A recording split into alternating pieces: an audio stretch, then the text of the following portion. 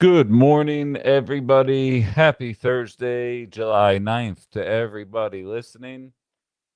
Hopefully, you're having a fantastic start to your morning. I know I absolutely am. Hello, hello. We already see people making their way into the different lives here as we kick off. I took TikTok off the computer for right now. We hit a bit of a snag, and I apologize to anybody who's trying to listen to Ben After Dark on YouTube or Facebook yesterday.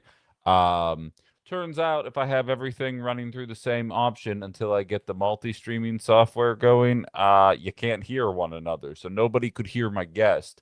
The interview was fantastic, and I was told that I need to find a way to get that on my YouTube page, though. So I absolutely will be doing that. Um, Probably, I've got a couple hours after the show wraps up today, so I'll throw that up on my page.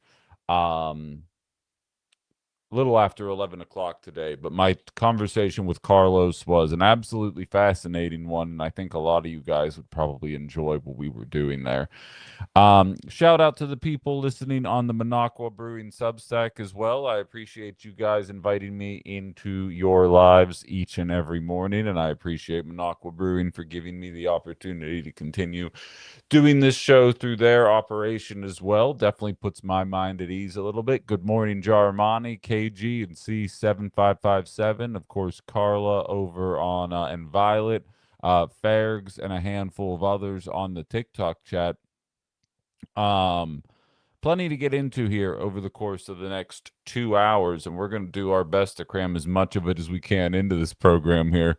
Um, Lots going on in the world of politics, and unfortunately, none of it good. And KG out in Houston, she gets me. She doesn't know she did this, but she stole one of my talking points for the purposes of today's show, saying ICE is just like Elon Musk.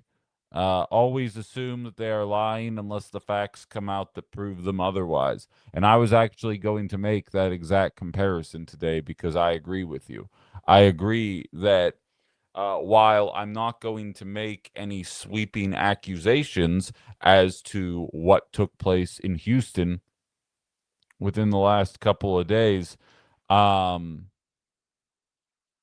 I most certainly don't believe the story. I have no reason to believe the story. Good morning, Adam.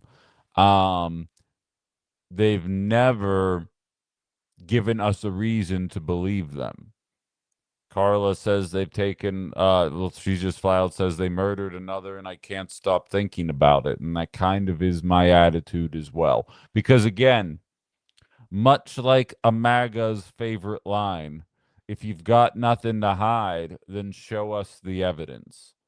They want to put flock cameras everywhere to monitor us, and yet they don't have a single video of what ended up taking place. And I always have this back and forth with a friend of mine about identity politics in politics and my desire to remove it from the conversation whenever possible. But it doesn't mean that you ignore the obvious right in front of your face. And I do have to say, if what had taken place in Houston had taken place involving a white person, I think it would be the only story being talked about right now. For instance, I have CNN on in front of me. Do you know what the top story of the hour is right now? It's that the guy who said no more bombs for our allies in the Middle East has dropped out of the race. Within the same time frame that we have a crying son giving a eulogy to his father that never committed a crime, had lived in America for 35 years, and was just a genuinely good person.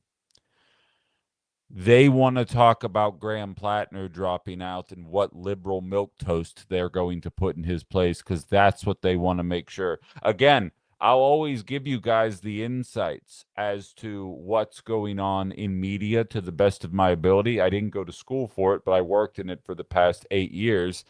Um, Whatever they put in the A block is what they want you to see. And so the fact that they're putting Plattner in the A block and not Lorenzo Salgado Arajo, and I apologize if I butchered that. I did my best. Let you know exactly where liberal media has their priorities today, and I think that's worth acknowledging.